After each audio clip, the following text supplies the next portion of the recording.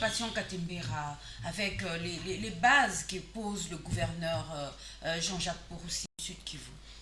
Je crois que c'est la première fois que la province du Sud Kivu a un gouverneur aussi engagé comme son Excellence Jean-Jacques Poroussi, qui ne ménage aucun effort pour donner le meilleur de lui-même ou pour le décollage de notre province.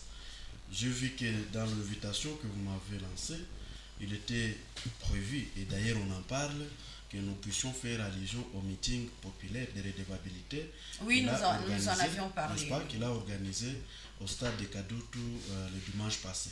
C'était une première dans l'histoire de la province du Sud Kivu et d'ailleurs de toutes les provinces de la République démocratique du Congo, qu'un gouverneur de province prenne le courage d'inviter la population et de rendre compte de sa gestion au souverain primaire qu'est le peuple. Et le peuple a écouté le gouverneur de province, le peuple a posé des questions auxquelles des réponses satisfaisantes ont été apportées et c'était donc une activité très très importante et c'est pour nous un degré de redevabilité parce que vous savez ce qui a été fait c'est le pilier le plus important de la bonne gouvernance et cette bonne gouvernance n'est appréciée que lorsqu'il y a transparence. C'est la première fois que les gens comprennent que pendant le mois de juillet, il avait été mobilisé 600 000 dollars et qu'au bout de 2 mois, donc au deuxième mois de sa gouvernance, c'était au-delà de 1 500 000 dollars. C'était donc une chose à saluer. Le salaire a été payé, la sécurité, il en a fait une priorité. Les affaires sociales ou les questions sociales, c'est vraiment au cœur de sa gouvernance parce que c'est un défenseur des droits de l'homme. Moi, je crois que nous devons saluer cela et l'encourager à continuer sur la même lancée. Je vis que, séance tenante, le ministre était en train d'être interpellé d'une manière ou d'une autre, toute le fois que la population accusait, et il donnait un délai au-delà duquel il ne pourra pas tolérer à ce que des choses qui étaient mal vues par la population dans tel ou tel autre ministère soient corrigées. Et donc, je crois que pour nous, c'est un élan qui reste à encourager et le gouverneur des provinces doit être accompagné. Cet exercice-là Doit être accompagné par qui? Parce qu'on par l'ensemble de nous tous. On entend en faisant quoi exactement? Parce que ces vocabulaires-là revient accompagner. Qui devrait accompagner le gouverneur? Il a déjà l'Assemblée provinciale, il a les institutions, il a la police, il a l'armée à sa disposition. La population doit faire quoi d'autre? L'accompagnement dont il est question, c'est non seulement dénoncer le mal partout où vous le trouverez. Par exemple, je voudrais citer ici le cas d'un monsieur, un citoyen, qui a découvert que l'ancien conservateur des titres immobiliers avait gardé dans une clôture de la ville de Bukavu le bus qui était affecté au transport des agents de son service. Ce citoyen a eu le courage d'aller le dénoncer et de prouver. Les services d'investigation sont allés, ont découvert que c'était les véhicules de l'État et en fait, de compte, on l'a récupéré. Ça, c'est un accompagnement pas le moindre. Quand vous dénoncez les gens qui construisent anarchiquement, les spoliations et beaucoup d'autres choses, lorsque vous en détenez de preuves, accompagnez les gouverneurs en dénonçant. Si vous trouvez... Parce que la population, d'ailleurs, séance tenante, a dénoncé le fait que à Panzi, il y a déjà qu'on appelle, c'est pas moi, Pomba Solution Popo Solution. Et séance tenante de mesures ont été prises. Au bout de 9 jours, si le ministre de l'Intérieur n'apporte pas solution à cela, ou les gens qui avaient été relâchés, parce qu'il semblerait que ces gens avaient été récupérés par la police et 3-4 jours après, ils ont été relâchés. Le gouverneur a instruit que dans moins d'une semaine, ces gens doivent réintégrer la prison et que l'on puisse étudier leur cas et qu'ils soient sanctionnés sévèrement. Donc, l'accompagnement dont il est question, chacun d'entre nous est appelé à accompagner le gouverneur pour dénoncer le mal et pour encourager ce qui va. C'est cela qui pourra nous faire arriver au développement longtemps attendu par nous tous. Ça, c'est la première des choses. La deuxième des choses, c'est que c'est Feyeto, ministre provincial de Finances. Maître Moïse Toto, bon, je ne peux jamais mettre en doute vos qualités, mais je suis sûr que vous connaissez qu'il existe aujourd'hui la procédure lorsqu'il y a cas de flagrance et celui qui apprécie ces cas-là de flagrance, c'est l'autorité hiérarchique habilitée. On prend d'abord la mesure. Je suis un administratif moi-même. On prend d'abord la mesure et puis on y va On prend quelle mesure? Des suspensions la mesure ou qui bien s'impose. des révocations? La mesure qui s'impose, n'est-ce pas? La mesure qui s'impose par rapport à la gravité des faits. Et là, je suis très clair. Je vous ai au début dit que nous sommes en principe, nous de l'AFDCA, c'est nous qui avons du mal à consommer la décision, mais nous la prenons comme telle. Parce que nous savons qu'il n'y a pas eu jalousie, il n'y a pas eu haine. Et donc, la mesure, elle a été prise. Elle n'interdit pas, comme je l'ai dit au début, à son Excellence, Madame la ministre provinciale des Finances, d'introduire son recours gracieux ou hiérarchique, administratif donc. Et cela a toujours été fait. Nous avons également fustigé le fait que vous puissiez penser que le gouverneur des provinces avait réagi dans la précipitation. Est-ce que vous connaissez les délais entre la mission qu'a effectuée son Excellence, Monsieur le gouverneur des provinces, à Goma, à Chabunda, et la date à laquelle l'arrêté a été pris?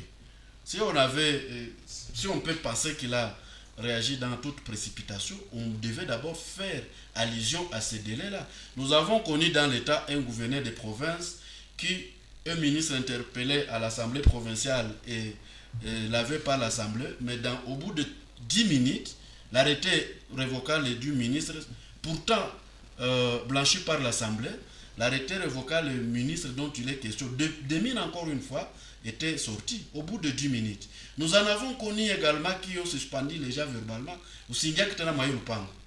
Adrien Zawadi a géré beaucoup de cas parce que beaucoup de gens sont partis vers lui pour lui dire mieux va se suspendre verbalement et les gens ont perdu leur boulot comme ça. La question donc, que la population se pose et que Adrien Zawadi a soulevé ici quand vous n'étiez pas encore là était celle de savoir pourquoi le gouverneur n'habite pas encore dans sa résidence officielle. Pourquoi il n'en a pas parlé pendant son meeting de redevabilité? Lui-même a qualifié ces meetings de redevabilité.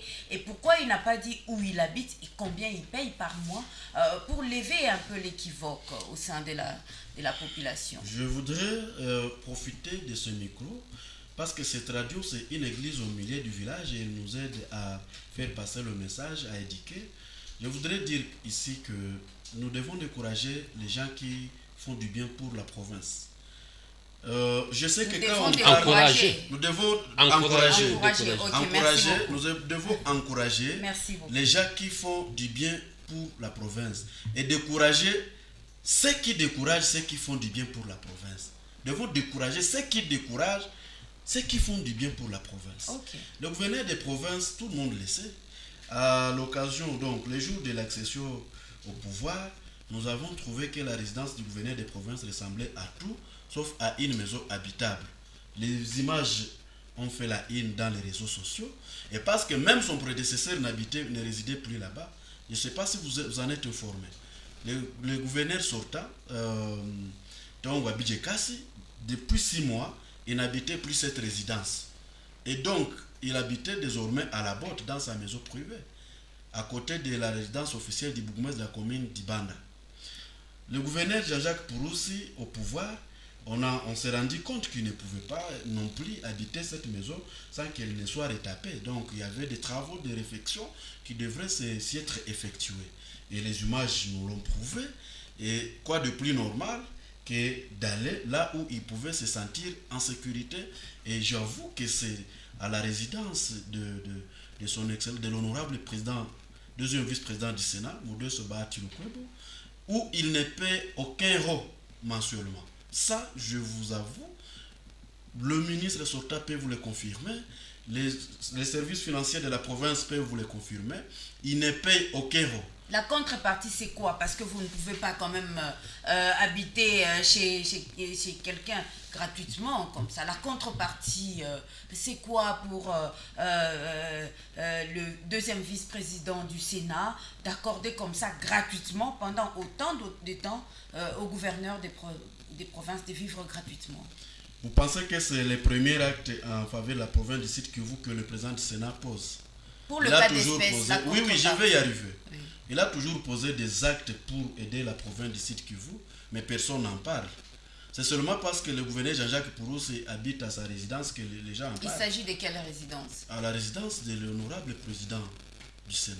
Ok. C'est de cela dont il est question ici, n'est-ce pas? Oui, il s'agit de quelle Et donc, résidence? Donc, il est à l'hôtel, il est à la maison. C'est ce que la population veut savoir parce que c'est lui-même le gouverneur qui a parlé d'un meeting de redevabilité. il n'est pas à l'hôtel. Il est à sa résidence qui se trouve à Mumba. Merci beaucoup. Donc, à quelques mètres de la MONUSCO. Merci beaucoup. Donc, il ne paye absolument. La province ne paye aucun euro. La province ne paye aucun euro. Ça, je vous avoue. Le véhicule aussi, parce que les gens en parlent. Allez-y. Le gouverneur des provinces sortant était parti avec les véhicules de la province. Ça, tout le monde connaît. C'est pas un secret d'en parler. Il est en province. S'il m'écoute, il peut venir refuser. Il était parti avec les véhicules de la province.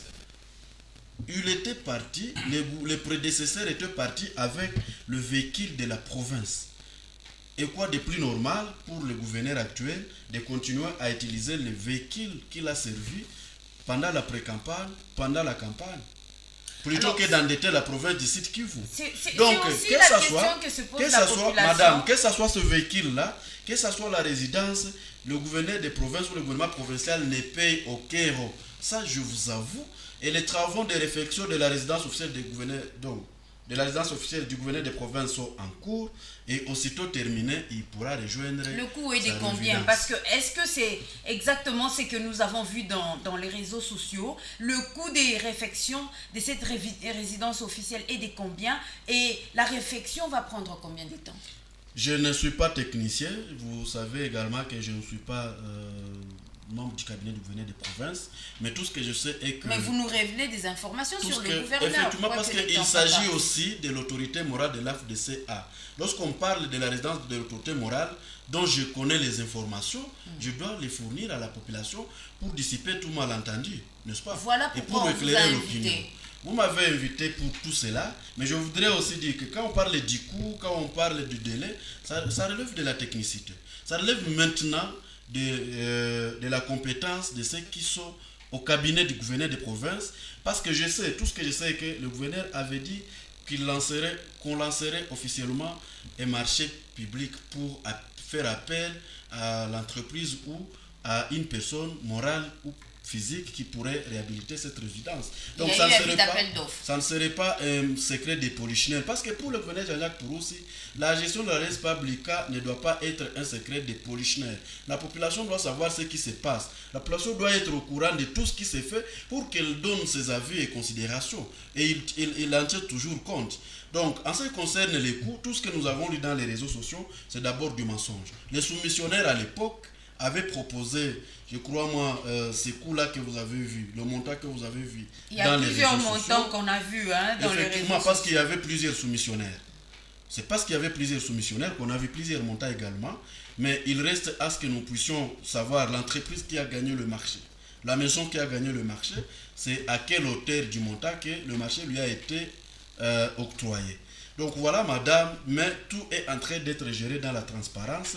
Il n'y a pas de question de polichinelle cette fois-là. Si vous voulez entrer dans les comptes de la province, facilement on vous laisse voir ce qui s'y passe. Et donc moi je crois que c'est quelque chose à encourager. Nous devons aussi faire confiance à notre gouverneur des provinces. Merci beaucoup, Patient Katembira. Je rappelle que vous êtes ici cadre